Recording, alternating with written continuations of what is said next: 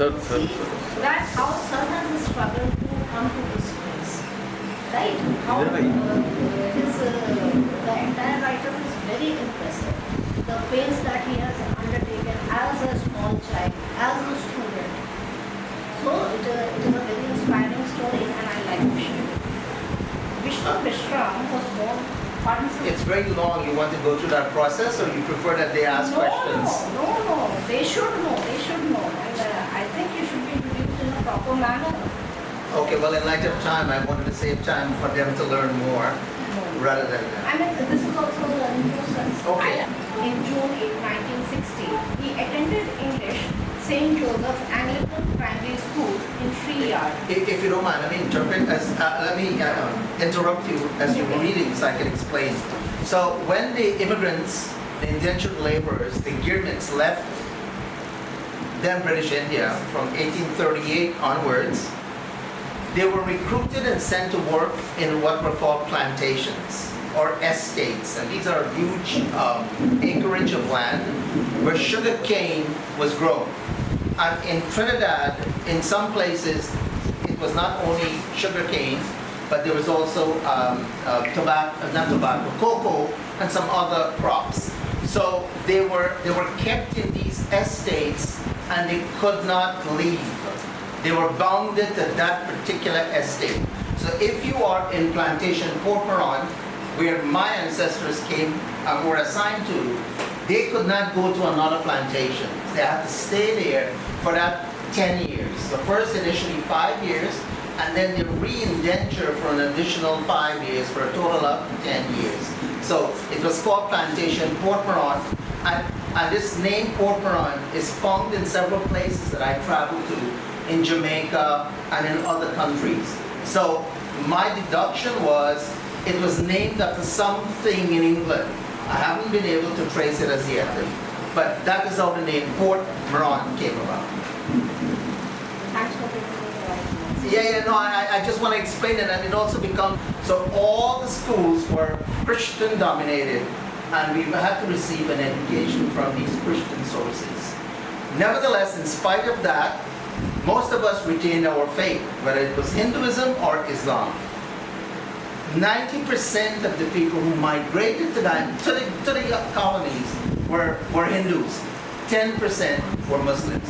There were very, very few Christians. Very, very few Christians. Perhaps 1 or 2%. But today, the population has changed considerably, where at one time Hindus would have been 90%. Today, there are only about 60% of the population. So you can see the substantial decline in percentages. The Muslims have remained virtually the same, 10, 12% only. And the Christians are growing rapidly. I'll allow her to read if she wants. So our system of education is such that first we go through what is known as the ABC school, where we learn ABC, and then we were sent to the primary school to prepare for an exam from primary school that will allow us to move on to the secondary or high school. So if you pass the exam from the primary school, depending on how your level of performance, you'll be selected to be sent to the high school, and the high schools are choice ranked. So if you have the highest pass, you will go to the most accredited and the most prestigious high school. So in my case, I taught the school in the primary entrance exam, and I was selected to go to the best school in the county where I come from. So I opted not to go to that school.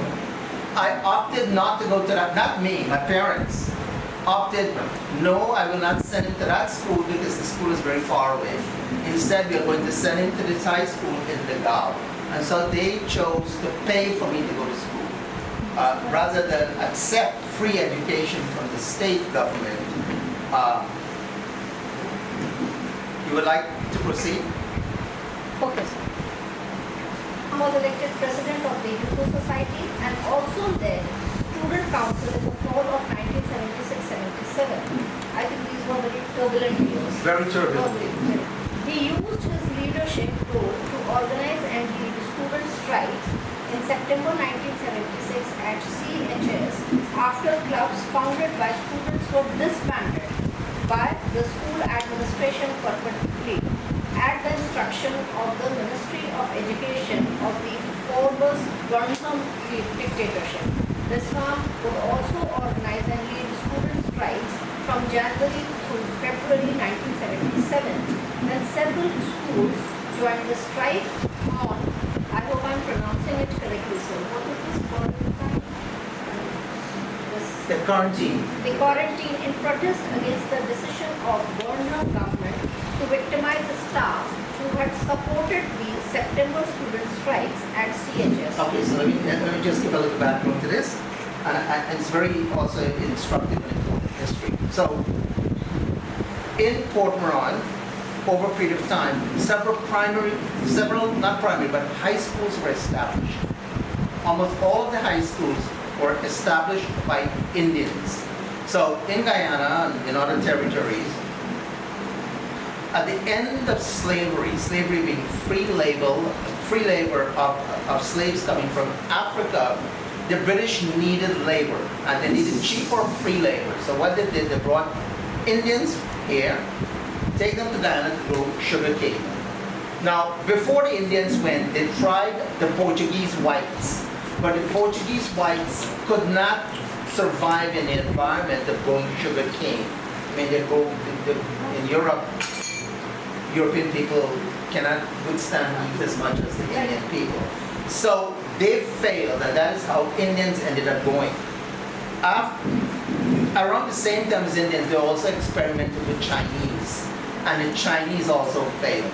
So Indians were the very successful laborers. Unfortunately, success leads to victimization. So you end up having to work harder just because you succeeded.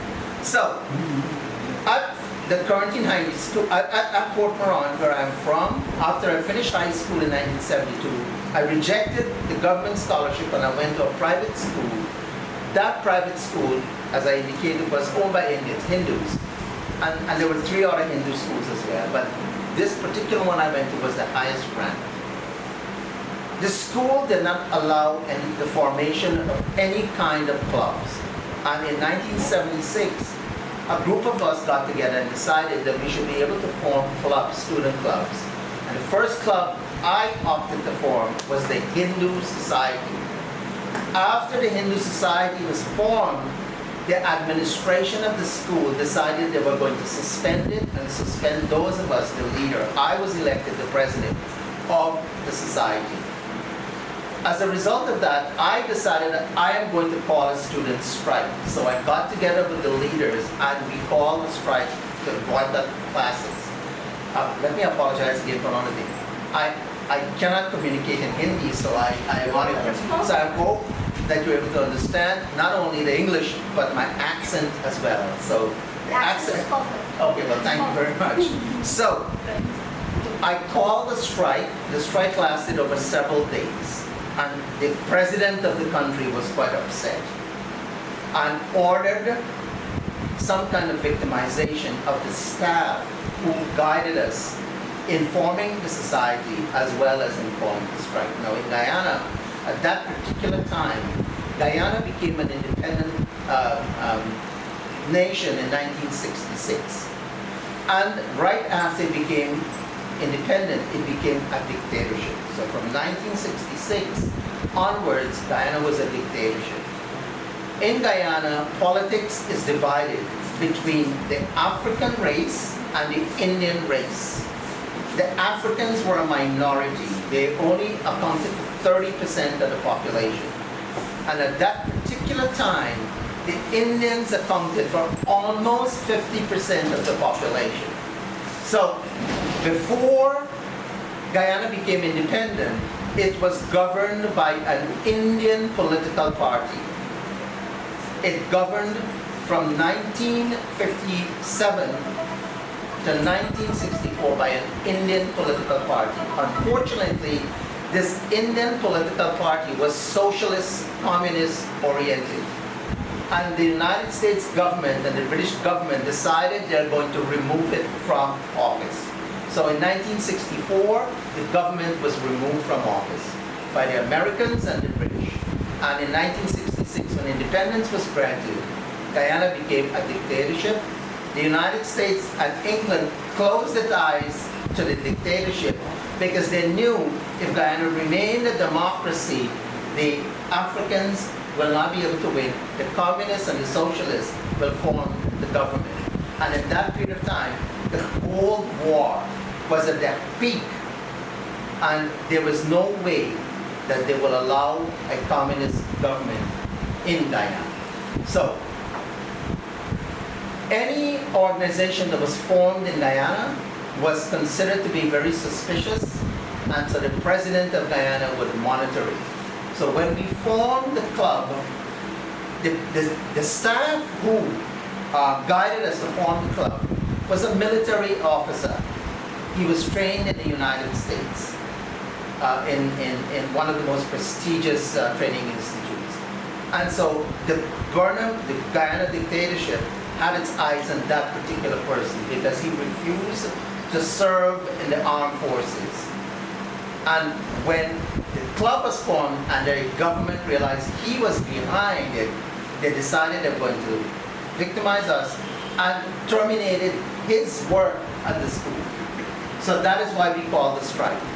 Now, in Guyana we have 3 terms. I don't know how education works here, but we have what is called the fall term, the early spring term, and the summer term. So 3 terms, each is about 14 weeks long. So in the fall term, the strike was called, and then when the teachers got suspended, we decided to call another strike in this early spring term, which is from January. And that strike lasted 2 months. The first strike lasted just a few days, the second strike lasted almost 2 months, and the government finally gave in. But they said, okay, we're going to rehire the staff, but not at that school. We're going to send them to other schools. So that's the background to it. And you also learn a little bit about history as well of Guyana's politics. Now, other activities which Sir has undertaken. While a boy in primary and secondary school, his pastime as a youngster in Port Moron was playing cricket and running and watching the senior teams in PM. Port Moron. Played cricket. He also participated in volleyball. He was captain of the Anchor Village Youth Cricket Club, playing as an all-rounder. Batsman and fast bowler, he was also adept at keeping wicket and fielding at the first leg, cover and long off on. He was an outstanding batsman, often owning the batting and also opened the bowling. In addition to cricket, Sir attended to his family's cows and kitchen gardens chores in the morning and afternoon before and after school, as well as fetching potable water in buckets from a mile away for home use. In addition, he assisted his aunt running a grocery store for several years from around 1970 to 1977. So let me just give a little background so you could understand the life of the Girmits. So this is the 1970s, and we didn't have running water. So what I would do is I would have to fetch 2 buckets, walk a mile away, collected water, potable water, drinking water, come back, put them in barrels, and then go back again until I could fill a barrel so that we could have water to use at home. Imagine in 1977 this was happening.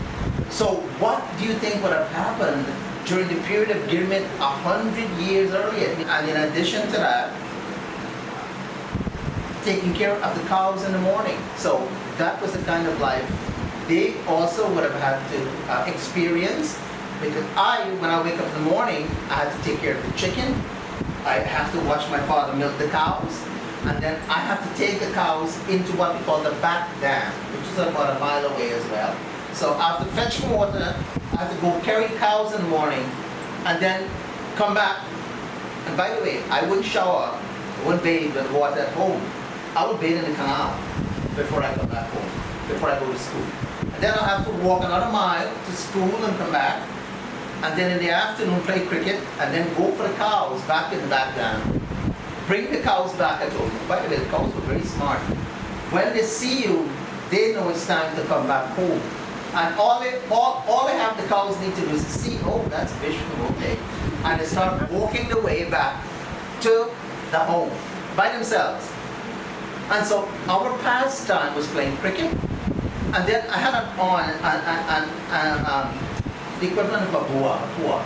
She would demand from her father, you must send in the afternoon. So I have to do all of those chores, go and take care of her shop. We contributed to this polarization between the Indians and the Africans. So migrated to New York in 1977 to escape the dragnet of the Bourbon dictatorship that had targeted critics and dissidents, and to pursue tertiary education. In New York, Sir studied at the City College of New York, CCNY, of the City University of New York. From the fall 1977, obtaining BS in biochemistry, he also completed the major for the BA in political science as a prerequisite for matriculation into the MA program in international relations. He completed master's degrees requirements in international relations, economics, sociology, history, political science, and educational administration.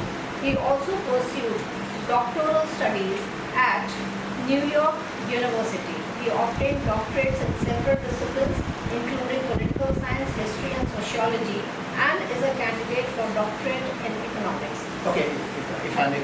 Okay, so I did talk a little about sports, so let me do it because my memory goes back quite well, and probably you don't have that memory anymore. When I was growing up playing cricket, that was the only form of entertainment as little kids, and of course we would play cards and so forth.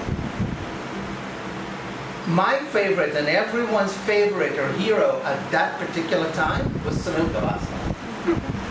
And then right after him was Gandappa Vishwanath, if anybody remembers his name. And then Vinod Mankad, I think it was a little before, but still, Bishan Singh Bedi was the captain. Dilip Vensarkar, yes. And Chandrasekhar, who had one hand, and a polio man who bowled extremely well. And there were two others. I think, is it Dilip Prasanna? Or something Prasanna? No, Aryapalli Prasanna. Yes. He's a southern guy. And there was one other spinner as well. They didn't have much fast bowler. They only had Abhiravi, who also played, was the bowler in all-rounder. And then there was Madan Lal. Yes. And a couple of others who got it. So those were our heroes. Imagine we are playing in Guyana, we are West Indians, but our heroes are from India. And we also have Indian cricketers in the West Indies, so you probably will know. Rohan Kanhai, Alvin Kalicharan, Basil Butcher, he was a mixed race, Indian African. Joe Solomon, one of the finest bowlers. And out of Trinidad he just died a couple of weeks ago. His name is he's one of the finest spinners ever played the game. I cannot recall his name, but he left and went to live in England. No, Sunil Narayan are youngsters who you will know now. These are youths. Sunil Narayan and others as well. So we have in Guyana only one university. And that university only offered a bachelor's degree. Because of the division between the races and the government being an African government, Indians were hardly granted entrance into the university. So once we finished high school, we migrated, Indians tend to migrate for tertiary education. In general, it doesn't mean that they were completely excluded. Some of them gained entrance, some of them pursued other activities. But in my case, I left and I had to leave because if I didn't, I probably would have been killed. Because the government was after anyone who opposed it. So I migrated, went into university. I finished high school quite young. When I finished high school, I was only 16 years old. So I was able to gain entrance into the university before 17. I got enrolled at 17. I finished at 20 and decided to do a second bachelor's major so that I could gain entrance into the master's program in international relations. My first degree was in biochemistry. So I am a biochemist, then I became a social scientist. So that's how I ended up. And then after I did my MA in international relations, that required me to study economics, history, and other subjects, I got attracted to economics. So I went on to do masters in economics, and then I did masters in political science, and masters in sociology, masters in history. So that's how I ended up with so many degrees, which one really does not need. One master's is enough. Spend your time earning money. In my case, I overdid it. During his undergraduate and postgraduate studies, Sir served in student government over several years, elected and re-elected as Science Senator from 1978 to 1982. He was elected as Councillor to the Graduate Student Council in 1982 and re-elected several times during his years as CCNY. He served as President, Vice President, Treasurer during different years. He was also elected as Councillor of the Doctoral Students' Council of CUNY for 3 years. He also founded several Indo-Caribbean student organizations like Indo Club, Social and Cultural Associations of Indians, etc. at the CCNY and at the Graduate Center and at New York University. He served as mentor for student groups at several campuses. For his leadership role on campus, Sir was twice cited in the Who's Who among students in American colleges and universities for the years 1983 and 1984. Sir also played a leading role in the founding of community organizations such as Indo-Caribbean Federation, India Seva Sangh, and Indian Diaspora Center, among others. He was also one of the founding members of Global Organization of People of Indian Origin, which we know as GOPIO. Yes, so I'm sure you would have known of GOPIO, so I was one of the persons behind GOPIO. So, when I migrated to New York in 1977, there were no Indian organizations from the Caribbean. There were some from India.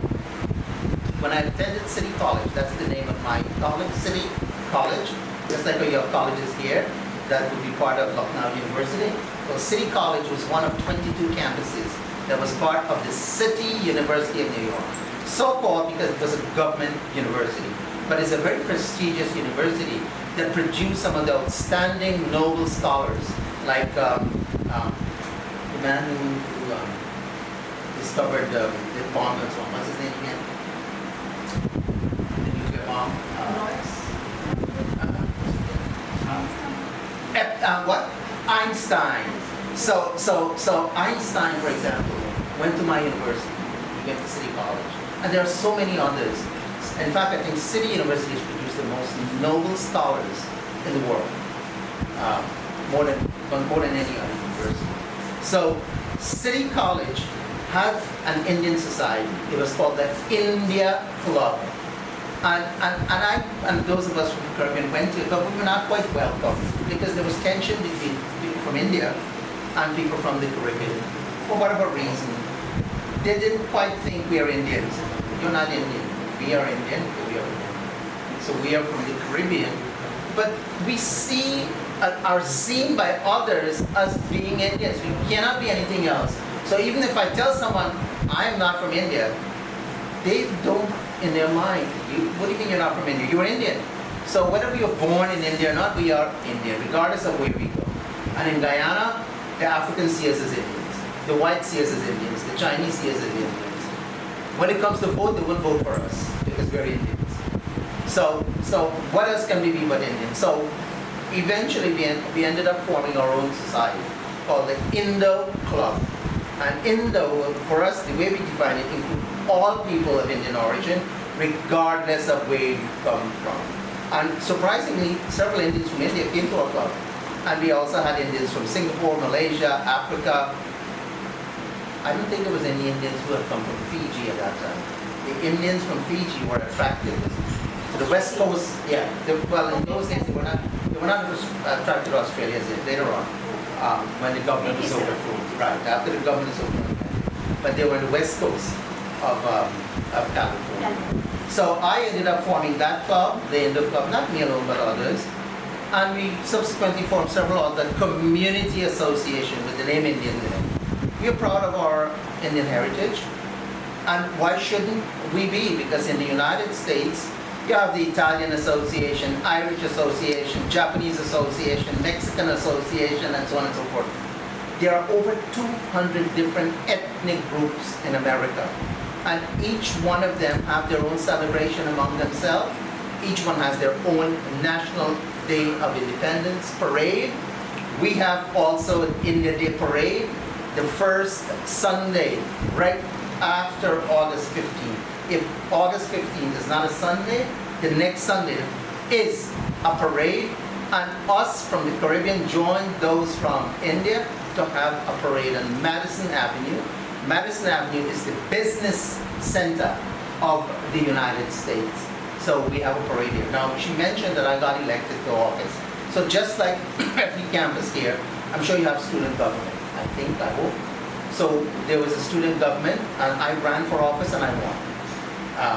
So we have, just like a parliament of 30-something members, so I got elected as what in that period of time was called a senator. So I got elected as senator, and then I was chosen as the vice president with it. And then throughout my undergraduate years. And after I finished undergraduate, in graduate school, I also ran for office and I won again. So I became president of the student government. And then later on, I became treasurer, and then I also served as vice president in various capacities while I was a graduate student. How was I able to do all of that? Because I was a permanent student, as you would have seen from my various academic accomplishments in school. He was among the leading activists from 1977 onwards in New York. He traveled to Guyana frequently between 1981 and 1992 to join others in the struggle for free and fair elections. In Guyana, he, like most activists, was harassed, intimidated, and victimized by goons of the regime. In New York, Dr. Bisram served as an educator, academic, tutor, journalist, reporter, columnist, editor, publisher, author, freedom fighter, community advocate, community events organizer, cultural promoter, socio-political analyst, economist, poster, radio announcer, TV commentator, and more. He appeared on TV and radio in several countries commenting on politics and economics. He traveled extensively around the globe, observing, studying, and analyzing, and writing about societies or his experiences. He visited almost 100 countries, some multiple times. He penned thousands of articles on various issues. So let me get a little background. Again, at City College, every campus in America, well, I don't know if in all of America, but in the CUNY system, City University system, every college had a radio station, community radio station. So there was no Indian program when I went. So I decided there were programs for every ethnic group except Indians. So I made a demand that we should also get a radio program. We got it, and I became a radio announcer. And I would play Indian songs. So in Guyana and throughout the West Indies, where Indians live, Bollywood songs are extremely popular. Extremely popular. And although we do not speak Hindi, we could memorize the songs and sing them perfectly. Not so much me, but others. I will relate an anecdote to you. I met a gentleman who's an engineer from India, living in New York, Long Island. Long Island is a very prestigious town. It's where the wealthiest people live. So he hired servants, just like wealthy families here hire servants to work in their homes. So he said this girl he recruited was from Trinidad. I forgot the name of the girl, Indira or whatever. So he said a girl came, worked, and after a few days, he was hearing somebody singing Indian song. and he thought it was the radio. So he just walked around and looked, and it was the Indian girl from Trinidad singing Indian song. So he went up to her and said, I didn't know you could sing. How did you become such a good singer? And she explained what. So he asked her, what's the meaning of the song? Sir, I do not know the meaning. I only know the sing. So she did not know what she was singing. But one can get a vibe of the meaning of a song even if you do not know the language. You could tell if it's a sad moment, a happy moment. You could tell something about Indian music that makes you relate to it. So again, all of this is important for you to understand the life of the Girmit, that even though they came and they were persecuted and oppressed for a long period of time, from 1838 to now, 170 something years, 180 something years, they retain all of this culture, whether it was in music or in other forms, as well as in religious forms. Because throughout Guyana, every village has a temple. Sometimes, in some villages, you have multiple temples. And in many villages, you'll also have a masjid or mosque. So both of them. And in my particular village, there was a temple here and a masjid here. There was no conflict. I live here, and next door is a Muslim family, and there is no conflict. On the other side is a Muslim family, there's no conflict. But regrettably, over a period of time, and today there is tension now, for reasons I don't want to get into now, but you can figure out some of the reasons of Wahhabism, Saudi money involvement, and so forth. There was something else I wanted to talk about, and I forgot what it was. So there are two lines in which you have described all the roles that you had undertaken. I mean, that is why I had asked the students that you have to be very attentive what sir did as a student. Right. I mean, I was quite You can call active. these things. I was quite active as a student, and I had to be because I was one of the pioneers of the early migrants from Guyana who received an education. There were people who came before me, but they didn't get a tertiary education. I was among the first in the 1970s to get an education, and I was able to achieve all of these. But I didn't turn my back on my homeland. I didn't turn my back on my culture. I didn't turn my back on Mother India. For me, regardless of where I'm from, India is my homeland. Even though I was born in Guyana, India is my homeland. It's in my heart. And sometimes I'm very critical of India, and my wife will say, you dare not go to India again, because India is my homeland, you must never criticize. She's more patriotic, she's more nationalistic than me. So much so that she even opened back accounts in India, even though she lives in New York. Because she wanted her money to be in India, so that India could benefit from it rather than other countries to benefit. So, yes, I did play all of these roles because it was necessary for me to play these roles. And also because I may have been very fortunate, because when I went to New York, I was able to work at the university part-time and obtain some money that allowed me to do some of these things. My family supported me while I was studying, so without their input and their funding, they didn't pay my school fees. While I was working, I paid my school fees. University wasn't free when I went. The first year I went, that was the first year to pay for school, for tuition. Previous to that was free for all for all city university students. Private university had to pay. So I started paying, and it was quite cheap in those days. It was just about $350 a term. But still, $350 at that period of time was a lot of money. Nevertheless, I afforded it. We had to buy our own books. I worked and I bought my own books. My parents couldn't quite afford that. So they provided food and shelter so that I was able to receive that education. There's something else I should tell you. In general, Indian parents don't like when you're studying history or social sciences. Indian parents want you to become doctors, engineers, and lawyers. Let's face it, right? Or nurses for the girls. And there were traditional roles. The boys would study engineering and medicine, and the girls would study nursing, unfortunately. But today, I think there are more female medical doctors than male medical doctors among the Indian population. And as I mentioned, doctors, Indians dominate the medical industry in the United States, probably in England as well. I I think there are more Indian doctors, perhaps 40% of all doctors in the United States are Indians. And the same would be said of engineers. So, yes, Sir played various roles, but it's not because of Sir's ability alone. Sir received a lot of assistance from others, and Sir made an effort as well by working. Unfortunately, here, you would have limited opportunities. I don't think you will be able to, I don't think any college or university provide you with funding to work part-time. It's very difficult because of the limitation of the society. But still, do the best you can. Whatever support you receive from your parents, make every effort rather than waste time. One line you said you were hardworking since your childhood, Yeah. and that is why you pursue things with the same gusto. That is right. Sir is well known for his opinion polls in Guyana and Trinidad and Tobago, where he is a household name in both countries, appearing on radio and TV to comment on politics. He also conducted surveys in Jamaica, Grenada, St. Lucia, St. Kitts, Antigua, Aruba, Barbados, Dominica, India, Fiji, Mauritius, New York, among other places. Throughout his life, he was or is or has been involved in all of the above roles and more.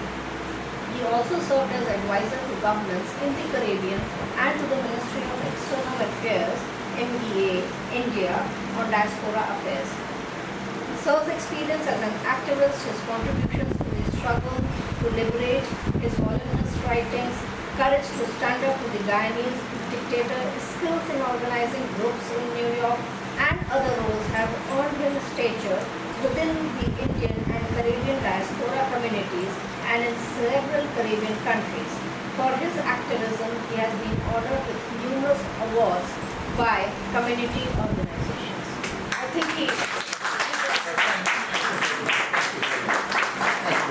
So let me just give a little background to that. So when I came to New York in 1977, I had struggled enough in Guyana, had suffered enough in Guyana. I didn't want to continue with this. And my parents also wanted me to be out of Guyana. In fact, they were, let's get away from this place before you get killed. And so in New York, I should be the last one to become a political activist. So when I went to school in September 1977, I came across an Indian from Trinidad who was studying. He was there 1 year ahead of me. So he said, how are you going to allow, you being an educated man coming to university, if people are suffering in Guyana, that you're not going to get politically active? But because of his encouragement, I decided I'm going to renew my involvement in political activism just to remove the dictatorship in Guyana. That's how I became active in that political life. So from 1977 onwards, I was involved in various roles in protest activities in order to bring about political change in Guyana, to remove the dictatorship from office. And we were able to succeed. It took a long time from 1977 when I started. The dictatorship began in 1966. In 1992, the dictatorship was removed from office. And the United States finally agreed, when communism collapsed in the Soviet Union, the United States and the Soviet Union agreed that there would be a restoration of democratic rule in Guyana. Free and fair elections were held, and the Indian party won, as everyone expected. It was common sense, because if Indians are more than 50% of the population and you're voting, you will win. So the Indian government party won, and the Indian political leader, Chetty Jagat, won. I believe he is from Raebareli or Bareli, I cannot remember which one. But he comes, his family, both his mother and his father, came somewhere from UP. I forgot where it's in his book, though, where he came from. It was Raebareli. Okay, so Vasdev Pandey, I think also came from Amity. All right. And Kamla Prasad Bisram is a Bihari. Right. I hope that's not a degrading term. No, not at all. I'm half Bihari. I'm also half Bihari. But so let me tell you a little bit about my background. So as I was digging up my roots, you see, when the immigrants left here, one of the good things the British did is if they beat you, they'll write it down that they beat you. And if they take you somewhere, they'll write it down they took you somewhere. So they left very good records. And so when the ships took them, there was a ship record for everyone on that ship. And so I decided I'm going to try to find my ancestors, where they came from. And my mother was interested too, because stories were related to her by her Aja, Aji, Nana, Nani. And so she wanted me, if I could find them. And in fact, I brought her to India once, about 20 years ago. She died last year, and the Shraddh, of course, the Shraddh was done last year. We have traditional Shraddh, just like here, I think, the 10th and the 13th day, and the 9th and the 12th day, whatever days, whatever the Pandit said, that's what we do. So, I performed the Shraddh for my mother last year, and the 1 year was last month, and I did the 1 year as well, bringing conclusion to that ritual. So my mother wanted me to find. I went and I did the ship records, and I was able to find where they came from. So my roots are from Azamgarh, where this gentleman is from. My other root is from Ghazipur. I have root in Bharatpur, and I also have root in Chhabra. Oh, I also have root in Mao district. Jija. Okay. So I am kind of a real Indian. I mean, I belong to various parts of India, except in the south. So that's my ancestors. They came from various parts, and they made a very, very significant contribution to the development of Guyana. And you know, I claim ancestry in other islands as well, because if we come from here, regardless of where we went in the Caribbean, we would have contributed significantly to the growth and development. Guyana was very prosperous in growing sugar cane, because if one looks at the GDP and the contribution of sugar cane to GDP, going way back, you would see how huge it was. At one time, it was 40-something%, and I believe it went all the way to 60% of the economy.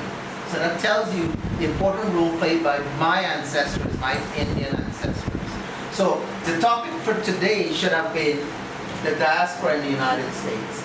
So our presence, the Indian presence, is the diaspora in the United States, but we are not the only presence. Of course, you have the Indians from here. And I gave a talk yesterday of new diaspora versus the old diaspora. So the old diaspora would be people like me who went, my ancestors, the pioneers, went in the 1830s to 1920. That is when indentureship, or the so-called girmit labor, came to an end, 1920. And we migrated here in in New York. Indians migrated to New York after 1965, because prior to 1965, the United States did not allow Indians to migrate and settle in that what was called the white country. Same thing for Canada. I forgot what year Canada was reopened, but at one particular time, Indians, it was specifically stated in the Constitution, Indians were not allowed to migrate to Canada. It's only when these countries face economic difficulties and they need technology and they need the labor of Indians, then they decide they're going to reopen their country to us. And today, Indians play a very, very significant and powerful role in the United States, in Canada, and England. If you go to these places, you will see their highest income per group is the Indian community, whose income in Canada, in the United States, is roughly about $120,000 to $140,000 per year, which is a lot of money. And so other ethnic groups are quite jealous, but the politicians are not jealous. In fact, they court the Indian community, because they know if they court the Indian community, they're going to get a lot of money for their political campaign, and they do. They do. So whenever there is election, they will come to the Indian community and they will get a lot of money. I think it was Barack Obama received tens of millions of dollars from the Indian community, and that is why he brought a lot of Indians into his cabinet. The same for Trump, received a lot of money. In fact, Trump had a group called Hindu Americans for Trump out of New Jersey State, which is right next to New York State. I live in New York State, but I visit New Jersey State. They're quite large states and take quite a lot takes several hours to go from one to the other. So Indians in the United States, there are tensions between new diaspora versus old diaspora. We live in separate communities. The Indo-Caribbean people tend to live in a county called Queens, New York. The Indian nationals tend to live in New Jersey. When they first went, they also settled in Queens, but as they became wealthy, they gravitated to what is called more conservative community, more isolated community, more exclusive community. Nothing's wrong with them, with that. But as I traveled through Indian American communities in New Jersey and in other places in Long Island and in Staten Island, you can see they have these massive bungalows. And our houses cannot compare with those. Our meaning the Indo-Caribbean houses cannot compare with those massive bungalows in Puerto Rico. But it's by no means a bungalow. So Indian Americans are increasing in numbers from 1965 when there was hardly any to over 5.5 million today. Indo-Caribbeans when there were none in the 1960s, we are about 750,000. Of course, comparatively less, but still, for size, we are making very, very significant contributions to the United States. Whenever there are functions, whether they are Bollywood functions and activities in New York, you will find both communities converge to attend to these activities. Of course, they're not free, you have to pay. Whenever there is a parade, the Indian Day Parade, both will participate in it. In addition to those activities, other public activities that are being held in New York will be the annual Holy Parade or Padwa Parade. I don't know if it's called Padwa here, but when the immigrants went, they called it Padwa. They also call it Holy. So there is an annual Padwa Parade that is organized by Indo-Caribbeans. Of course, it's held the first Sunday after Padwa, or unless it falls on that day. We have to get a permit from the state to hold it. And it wasn't held last year, the previous year because of COVID. It wasn't held this year either, the parade, but they allowed a massive gathering of celebrants this year, which took place about 2-3 weeks ago. Nationals from India come and participate in it as well. Now, in the community where the Indo-Caribbeans live, they live very peacefully with the Punjabi community. So there are thousands or tens of thousands of Punjabis who live in Queens, and they share this village of Richmond Hill in Queens together. And if you visit the neighborhood, you would see that there is a long stream of stores on several blocks, avenues of Indo-Caribbean stores, Punjabi stores, and Indo-Caribbean restaurants and Punjabi restaurants. And in terms of restaurants now, the cuisine is somewhat different. Pawan went to all those countries, and he could talk about cuisine, how he liked it. Initially, when I tasted Indian cuisine from India, to me it was too spicy, but I still liked it. And over the years, I have lost my palate for Indian food because to me it's too spicy. In fact, I usually tell it's too spicy.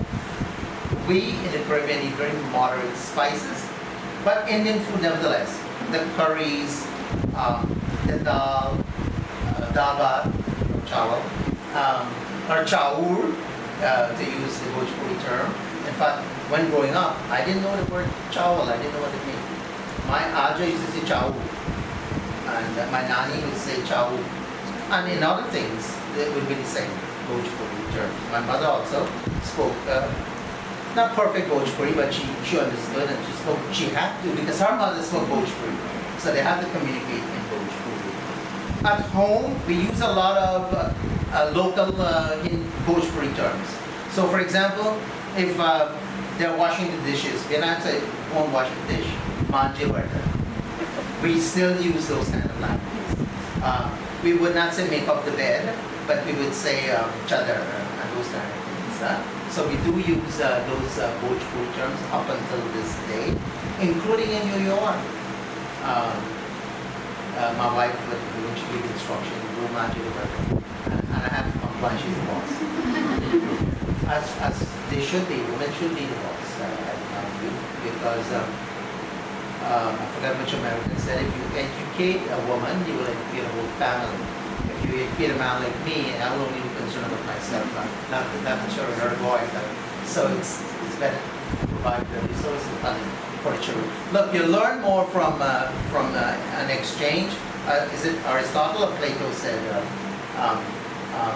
the exchange between a student and a teacher is much better than me speaking with you all the time. In fact, nowadays when I was an educator in the United States, we were instructed, talk less and the students learn more.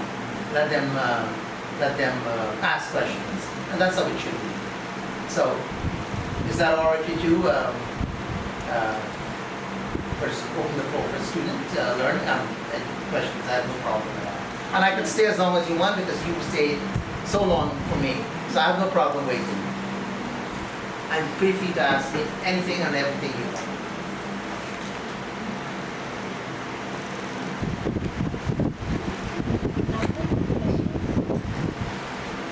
And don't let me hold you back if you have to leave.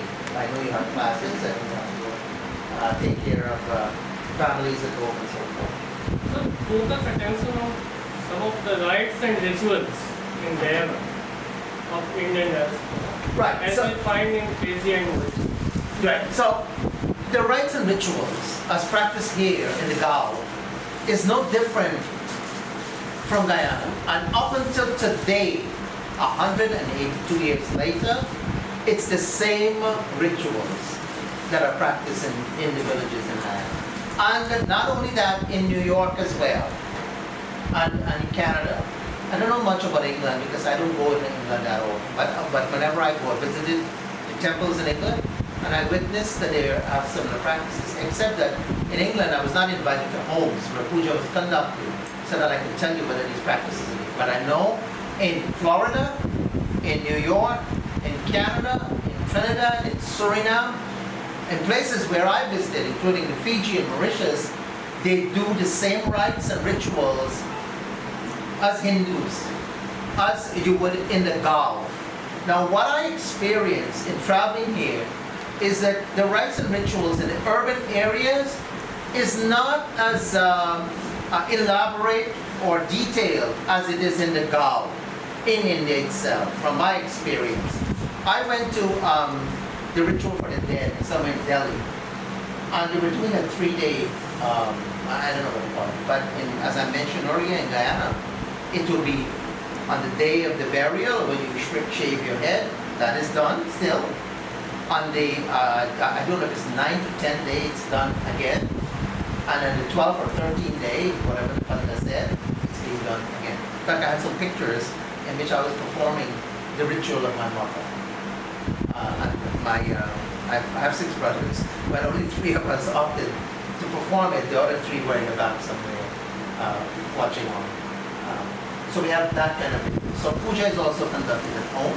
So for example, my wife insists every Navratri we must perform puja at home. When the Pandita is invited, and we do the rituals that takes at least 2 hours. And we have boj and all those things. We make the prasad, the halwa, and other things as well. So that continues up until now. Not only Guyanian and not only among Indian Guyanese, but among Trinidadians, Indians, Surinamese Indians, and so on and so forth. Those kind of rituals. The same kind of rituals occur among Muslims as well. They still hold Quran Sharif in their home. They still go to Masjid to do Jummah on a Friday afternoon. They still observe the Roja, as is happening now. So those kind of rituals still go on. What has changed is that when I was growing up, I remember when there is a shadi, a wedding in the village, the whole Gao participates in that particular wedding, whether it's the boy or the girl. And so everyone would come and help. And I remember we have to make the puri. We have like days before or 2 days before we have to prepare the puri. So the whole community comes. It becomes a community affair for everyone. And everyone is able to talk and sing and play dolak and dantal and those kind of things. That is gradually dying. what I notice now is everyone prefers catering. So you cater the chef, and he comes and, well, sometimes they cook the food there, sometimes they prepare the food and then bring it. So that takes away from the togetherness in the family. But the rituals continue. What we call new diaspora is, I think, is totally misuse of the word. Because diaspora demands removal or migration of an ethnic culture, a group, from one nation to the other. Correct? And there are two major qualifications, that is trans-nation and trans-culture. What we call new diaspora, actually it should be called expatriates. Those who go willingly for their own intents, for their own benefits. Very good point, yes. No, for their own betterment. So, actually the word diaspora is misused in connection with new diaspora. It is better to be called as expatriates. Actually, there were called expatriates. See, this term diaspora is very new. When Indians were migrated, they were called overseas Indians. And it undergo different changes. Overseas Indians, then NRIs, then PIOs. Now we are OCIs. And now this, Rasa Ganchan came up with this term, new diaspora versus old diaspora. And he came up with a term yesterday too, the classical diaspora. The classical diaspora, he defines as those who went abroad long before us. Yes. Long before 1830, and they ended to migrate to Burma, Vietnam, and all those. Lord Ashoka sent his son and daughter, Sanghamitra, Yeah. And so if for the qualification of Buddhism. right, but even And Vijay Mishra in his book, British of India's Diaspora, considers Lord Ram as the first diaspora. yes, he was. Yes, Giriraj Kishore considered Mahatma Gandhi he was a as diaspora. Pehla Girmitia. So there are so many terms like Girmitia, Very good. Kanisaks, indentures, in connection with a group of people who moved from one place to another place. Actually, You see, this term expatriates is not nice anymore because even though they went abroad, they still have India in their heart. In the United States, these expatriates, as you would call them, they're doing a lot of things that are beneficial to them. Not just leaving out the remittances. but they're not PIOs. No, not PIO. Again, the term PIO is also misused too. PIO is all Indians abroad, people of Indian origin. But the Indian government at one time referred to PIOs as people like me. It shouldn't be. It should include all PIOs. And then they used to separate us. We are PIOs, and those who came recently are NRIs. But those terms, I think Modi did the right thing to get rid of it. Your OCI, overseas citizen. Except that they haven't given us a citizenship. You have to go and apply for it, and you have to prove you're an Indian, and you have roots and ancestry here. It makes it rather difficult. Please focus attention upon the role of Gopio. So, in 1988, it marked the 150th anniversary of migration from India to the Caribbean. Sorry, 1838, 1888, 1988 will be 150. So I was on a planning committee, I was chairman of the committee, to organize the 150th celebration, 1988. And a group of Indian nationals saw the advertisement, and so they decided to come to the event. It was a one-week event. They met with me and asked if I would be willing to team up with their group, it wasn't called Gopio as yet, to celebrate the first international conference of Indians overseas. The term diaspora was not even used then. And I agreed, and so we had the celebration, the event in 1989. And at that conclusion of the event, we decided, the representatives from all over the world, it was the largest gathering of Indians I had observed. And I played a role. It was a one-week event. It was decided that we were going to form this group called Gopio. global organization of Indian people in People of India. India. And it was headed by Dr. Thomas Abraham, who's from, I think, Kerala. And so that's how Gopia was formed. And they made it rather difficult for everyone to become a member. If you want to become a member of it, you got to pay $1,000. So how many people could afford $1,000? So I didn't pay $1,000. But I view myself as a founding member because I know they came to me, they asked for my involvement, and I participated. And I went to many meetings over a 1-year period. And the day of the event, the week of the event, I was there every day. I helped with the planning, I helped with putting things together. By the way, in that particular event, I remember very well, Mahadev Rao Scindia, that name would be familiar. Madhav Rao. He had come. He was a state minister that day. He was not a full minister. He had come. I think he was state minister of aviation. If I remember. I forgot. Huh? Well, okay, so he had come. And I welcomed him, and I went with him some places, and then he had a lecture, and I also went to the Indian consulate. And I took with me Mr. Basdeo Pandey, who was not prime minister, he was opposition leader. So I took him in a taxi. Of course, he should have paid a taxi because I was just a young student. But I paid a taxi to take him. I remember those events very graphically, and we listened to Cindy and so forth. I was kind of disappointed because he did not pay much attention to us. Apparently he himself wasn't familiar that there are Indians in the Caribbean. And by the way, he was the Prince of Gwalior. And many indentured laborers came from Gwalior. I don't think he even knew that. And they came from Gwalior and Jabalpur. So, I mean, it tells you how fascinating and how much I read and know about this. And I only know about this because when I was doing research, I'm seeing Bind. I'm like, where is Bind? I have never heard of Bind. And I'm seeing Jabalpur. I have never heard of Jabalpur. But I knew of Gwalior because of him. Yes. Because I used to read the Indian newspapers, weekly newspapers in New York, that came out every Friday. And there were 3 of them. There was India Abroad, News India, and I think it was India Monitor. And eventually I ended up writing for all 3 of them, weekly columns. And I also, subsequently, more Indian weeklies came about, and I used to make contributions to them. But I used to write on the Indo-Caribbean experience, whereas others wrote on the Indian national experience. So that's how Gopia came about, and my movement. Gopia is still active, but Gopia is festered with all kinds of issues and conflicts and problems between North India and South India, between the Keralites and whoever, with the Biharis and the UPs and the Gujaratis and the Sindhis. Enormous challenges and problems.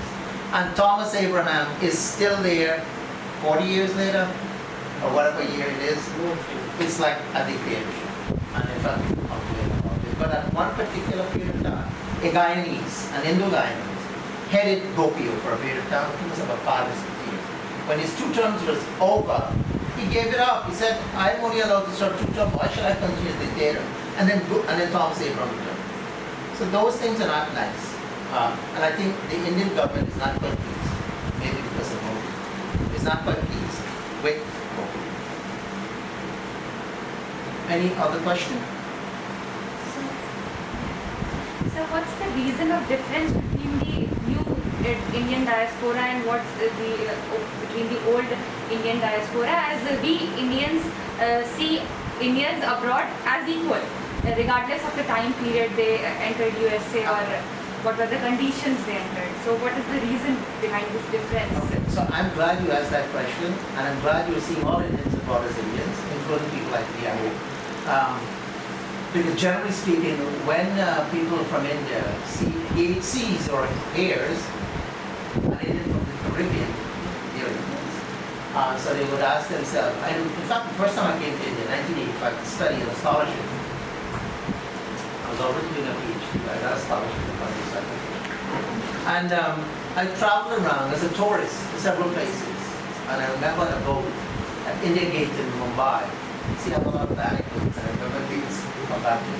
I was traveling in the boat where we were going Elephant Cave, right? Is that what it's called, Elephant Cave? We were going there, and so the lady asked me, "Sir, are you Indian?" Well, I asked her, "What do you think?" "Sir, you look like Indian, but you don't speak like Indian." Well, it's quite true. I did speak like Indian with my accent, and every time, whenever I travel in India and I speak, everybody's looking at me. Who's this chap speaking this strange accent? So there was that tension that whenever a national from India sees, communicates, interacts with an Indian, whether an Indian from Fiji, or an Indian from Africa, or an Indian from somewhere else, including the Caribbean, they don't seem to understand that we are also Indians and that we see ourselves as Indians, nothing else but Indians. We see ourselves as Hindus, but nothing else but Hindus or Muslims. Of course, we have a lot of Christians now too. I don't know how they see it because I haven't studied them. But I believe the Christians are as Indian as anyone else because they listen to Bollywood, they watch Bollywood movies, they may not go to the rituals. At my rituals, Christians come, Muslims come. At my puja, Hindus come, Muslims come, Christians come. If I get invited to Quran Sharif, or even if I don't get invited to Quran Sharif, I don't. Because in Guyana, people don't have any bars and these things. Like in Guyana, and I believe it's the same thing here. If someone is having a puja, and I come from 100 miles away, and I know they're having a puja and they're finished, we can go and have a puja, no problem. And same thing with a Quran Sharif. Strangely, Hindus like to go to Quran Sharif, maybe because they're serving mutton, chickens, or having teeth on the chicken, but you can't afford it, poverty being so widespread. Today, however, people live a much better life. So all diaspora versus new diaspora. This term is only recent, and it only come about because some people feel that the Indian government neglects this old diaspora, the Girmans, the descendants of the Girmans. And it's a huge number. It's about 14 million people who are spread all over Australia, New Zealand, Fiji, Mauritius, Singapore, Malaysia, Africa, Reunion Island, Seychelles Island, and so on and so forth. So that's the term old diaspora. And because the Indian government seemed to neglect this old diaspora and is paying attention to those who migrated post-1965, being the new diaspora, there is this tension. And the tension also persists because the people themselves do not look at those of us from the Caribbean as being Indians. And Indians themselves are very divided. The Tamils will not interact with the Sindhis. The Sindhis will not interact with the Gujaratis. The Gujaratis will not interact with the Biharis. The Biharis do interact with the UP, because they are of similar culture of Western or Eastern UP, the Bhojpuri belt and the Hindi belt, and so on and so forth. They have those kind of issues, and that is why I think the Indian government should do more to bring people together. And I think they're trying, but they're not bringing people together. What they're doing is they say, okay, we're going to give 2,000 scholarship Indians to Guyana. You could come and study. Well, you should make it more interactive that the nationals from those who are from India, recent migrants and their children, interact with those from the Caribbean or those from Mauritius and Fiji and those places. I don't know if I give you some clarification on what, but we have had a lot of difficulties between Indian nationals from India and those from the Caribbean. What I can tell you though, that is if you go to the Caribbean, any part of the Caribbean, as a national from India, and you set foot and here you are from India, you are not an Indian. You are Ram, you're Lakshman, you're Sita, you're whoever else, and they will bow to you, and they will do arti on you. That is how much they love India and the people of India. But they don't get a similar reception when the people from India see them or meet them. Like I said when I was here, you're not Indian. Sorry, you're not Indian. I am as much. In fact, I think I'm more Indian than most people in this country because of my nationalism. I historically want India to be a great nation. So much so that many times I sent notes to the government of India that are always ignored. That things that happen in the Caribbean, you should do this to counter this happening. For example, Guyana discovered oil some years ago, 6-7 years ago. I wrote to the Indian High Commissioner in Guyana, ambassador. I said, sir, find Indian companies to come and invest in the oil. It is going to be critical to India. People said no. And today, they're begging Guyana for oil. They said, we'll buy all of your oil. Give us your oil. But had you invested then, you would have owned the oil. But you didn't. Who invested in the oil? China. China owned 25%. The Americans owned 45%, and somebody owned 30%, the Canadians. I think. Had India gone and invested, they would have owned the oil. They could have gotten all the oil, and for free. Today, Guyana oil is given away for free. All Guyana gets for its oil is 14% only. 86% goes. And how much oil do we produce? Last year, we produced 25,000 barrels a day. I just saw the report yesterday. Now they're producing 350,000 barrels a day.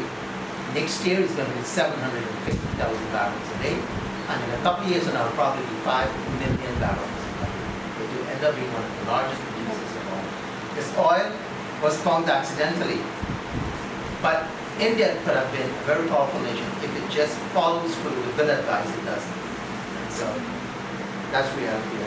I only bring that up to tell you, show the internationalism I have for this ancestral moment.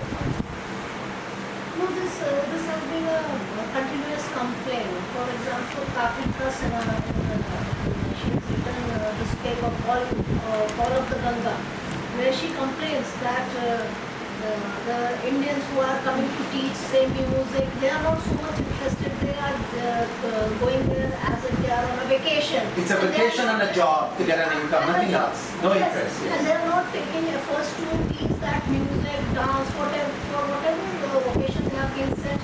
They don't follow it seriously. So, and this is what the Indians living there want. They want the genuine culture. I mean, that is the place where India is falling. Some of the high commissioners are quite good. The current one there, Dr. Srinivas, from South, Tamil, I think he's genuine. He's very good, and he really wants to do a lot. And in fact, he asks for ideas. But Pocha is powerless. In fact, he asked me if I could help, if I get it. Very easy person to They just have to follow the protocols. Right. That's all they can do, nothing else. Any other questions? Feel free. Actually, sir had a very long journey, so please. No, I have no problem because I have nowhere else to go. We got invited to some function which we'll go to, but it's not in a hurry. Wherever you want. So Pawan traveled to Trinidad, Guyana, Suriname, and and Fiji as well. So if you want to tell them a little about your experience, and if they're willing to listen, I have no problem. Especially someone asked about cuisine. You didn't get, yeah, you did go to rituals, I think. And puja. It's up to you if you. And you can speak in Bhojpuri or Hindi. Let them feel at home. मैं 2007 में आपसे सुना था, आपको परिवार था immigration पास, जिसमें नाम, पिता का नाम, गांव, जाति, थाना, जिला और किस सन में गए थे, और एक नज़दीकी रिश्तेदार का नाम। जो पहला खोजना मेरा हुआ, उसमें गांव जहाँ था उससे 5 किलोमीटर दूर गांव मिला मुझे। अब क्यों मिला? 100, 125, 150 साल पहले लोग बताते थे उस दौरान नाम पड़ता था हैजा, तावन और क्या क्या रोग आते थे, तो लोग शिफ्ट हो जाते थे एक जगह से दूसरी जगह पर। वही कारण रहा कि वो पूरा गांव ही दूसरी जगह चला गया। खोजने में मुझको कम से कम 1 हफ्ता लगा। बिरादरी की वजह से आसानी होती है, लेकिन अब आपको बताओ, एक परिवार में आंध्र प्रदेश में खोज रहा हूँ, मुझे नहीं मिल रहा, क्योंकि एक ही घर में आपको क्रिश्चियन भी मिलेंगे, हिंदू भी मिलेंगे। अब तो खुद से नहीं चाहिए। अब उसमें कभी कभी थोड़ी सी स्पेलिंग मिस्टेक हो जाती है। जैसे आपका 12-13 साल से खोज रहे थे राजस्थान में गांव का असली नाम था बीरा भाई, और खोज कह रहे थे हम लोग पुराना बुरानी, बिकॉज वहाँ के लोग जैसे मथुरा के लोग मुथरा कहते हैं, अंग्रेजों ने मुथरा लिख दिया। बीरा भाई को उन्होंने उस तरह से जो प्रोनाउंसिएशन दिया उसी हिसाब से उन्होंने लिख दिया। तो सबसे पहले जब खोज, हम 2 बार इनके साथ गए थे वहाँ पे, लेकिन इनके हिसाब से लेकिन हमने कहा कि हम अकेले आप जाएंगे। सबसे पहले मैं थाने गया, तो उन्होंने कहा कि तो गाँव बीरा भाई है। मैंने कहा एक आदमी से कन्फर्म नहीं होगा। फिर वहाँ के राजा साहब के हमें थे, उन्होंने कहा कि उनके लिए, तो उन्होंने शाम का 5 मिनट का टाइम मुझे दिया। मैं उनके पास जब पहुँचा, उन्होंने कहा कि तो बीरा भाई है।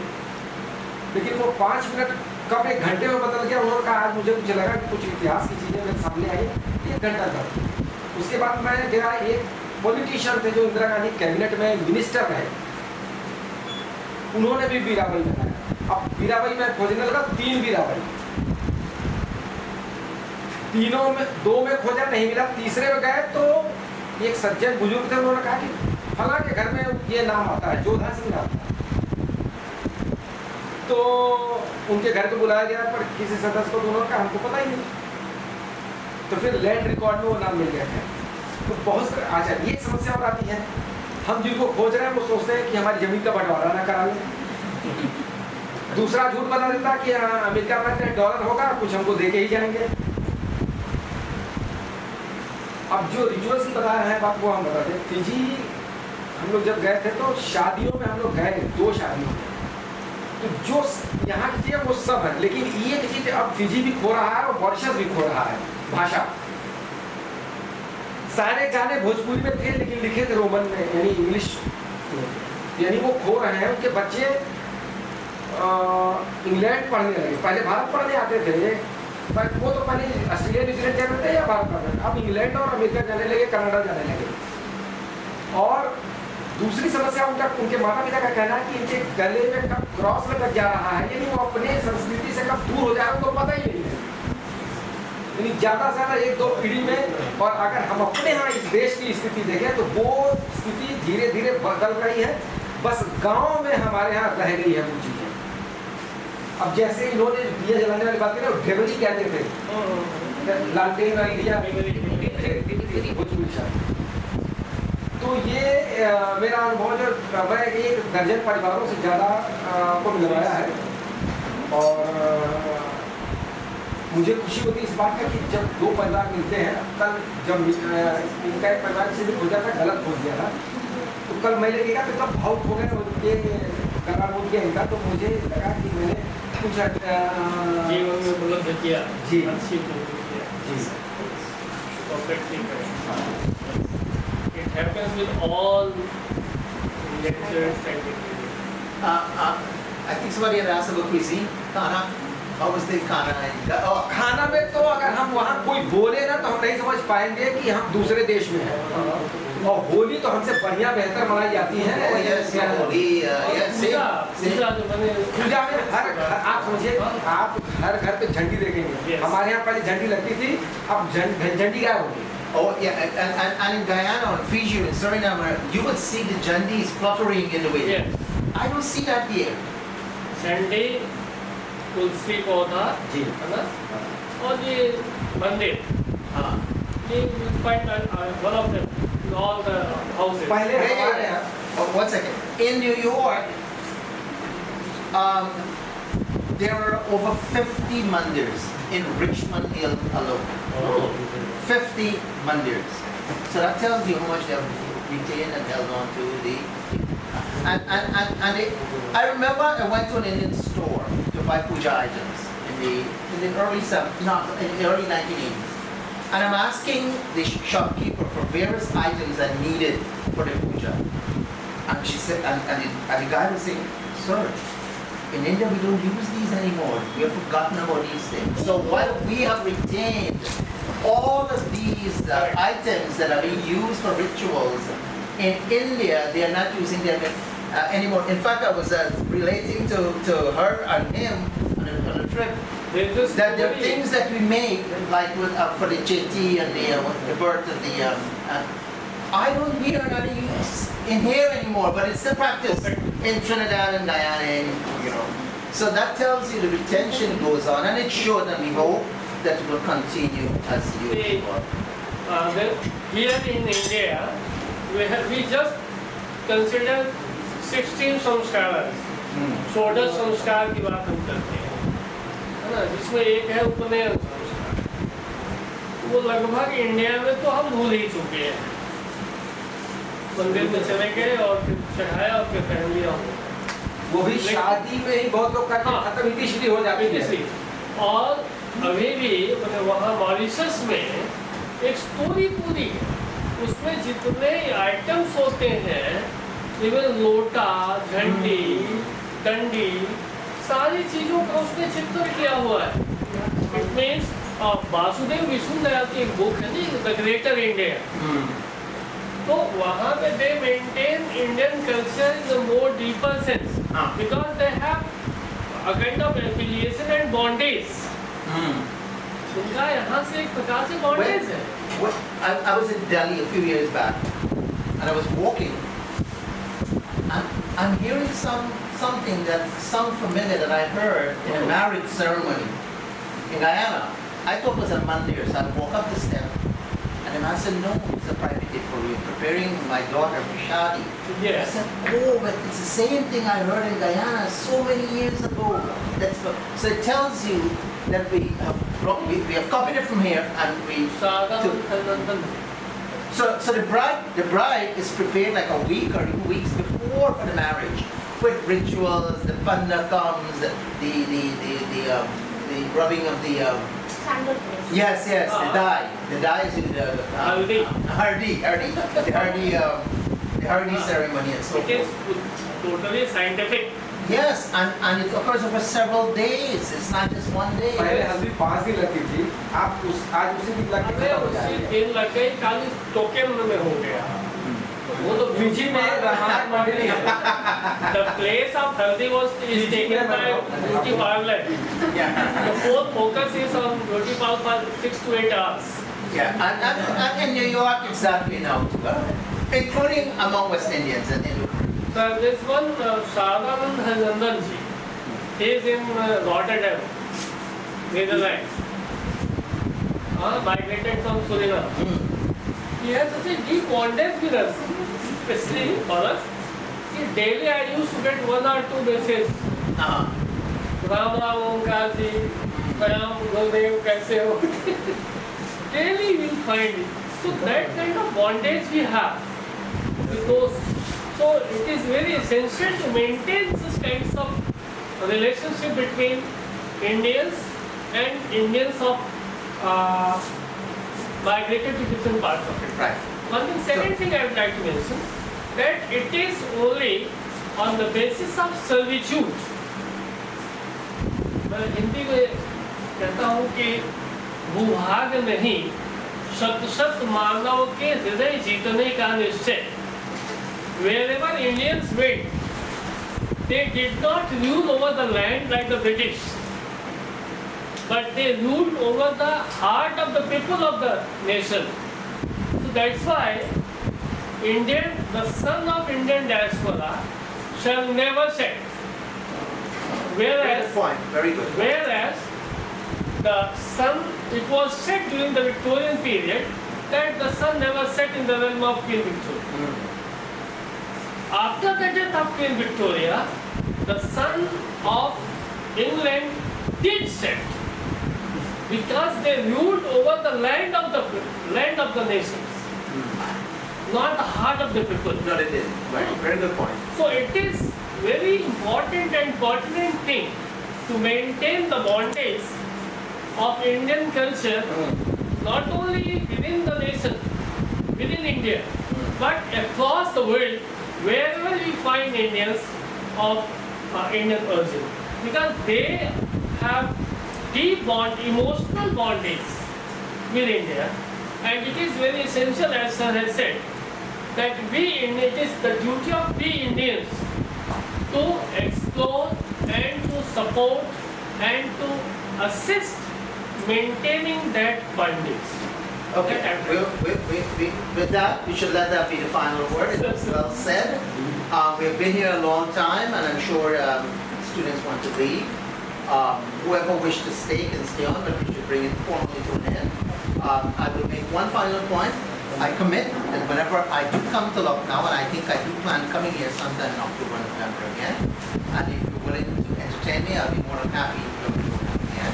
You will be our regular visitor. And I don't look forward for any funding from you. I don't look forward for any stipend. Of course, if you give me, I will But refuse it. still we So it may be the other way around. One other thing. I came here a few days ago, a few years ago, and I made a proposal.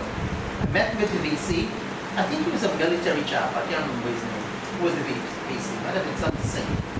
And he said yes, we could form a diaspora center. He was willing. Myself and Dr. Satish Rai, I don't know if you know that name. Yes. We had agreed that we were going to set up a diaspora center here. Sir, we I have think- diaspora center. You do? Okay, Center so, of Indian Diaspora and Cultural Studies. okay, so maybe, and when was it established? We would like to have some kind of MOU with. Okay, so Dr. so that- Satish Rai is more involved in it than I am. So, But I'm involved in a group called the Global Giving Institute, and that is going to be launched very, very soon. Yeah, you will be familiar with it. I think at the next Churcha, Giving Churcha, it's going to be announced.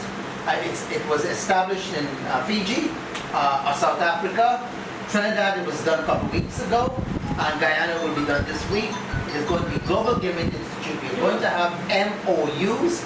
In fact, we want it to be a kind of a university, and if we could team up with some university in India where we could give out degrees and diplomas and so forth.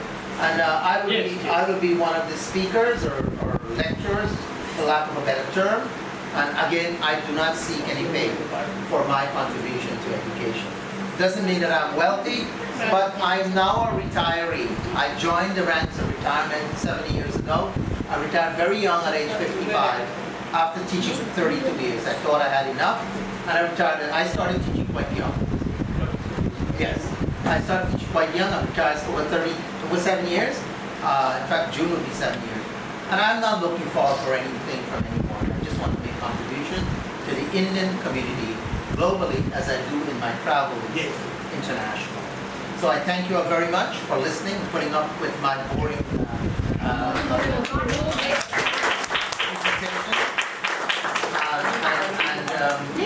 Whenever I do come this side, I will inform Bisram. And if you feel like you want to come and listen to me, I'll be more than happy to have you. Thank you again very much for hosting me. You've been very kind and gracious in waiting this long to listen to me. I regret my delay again. Sometimes these things do happen in India. Nothing goes according to plan. Nothing is on time in my experience. Except maybe if you're having a meeting with Modi, where he is late, of course, but we can't be late. On behalf of University of Lucknow and Department of Western History and Center of Indian Diaspora Cultural Studies, we wish to maintain foundation in future, and we shall try to support you unconditionally in all ways. Likewise, from me to you. Thank you. so in Lucknow,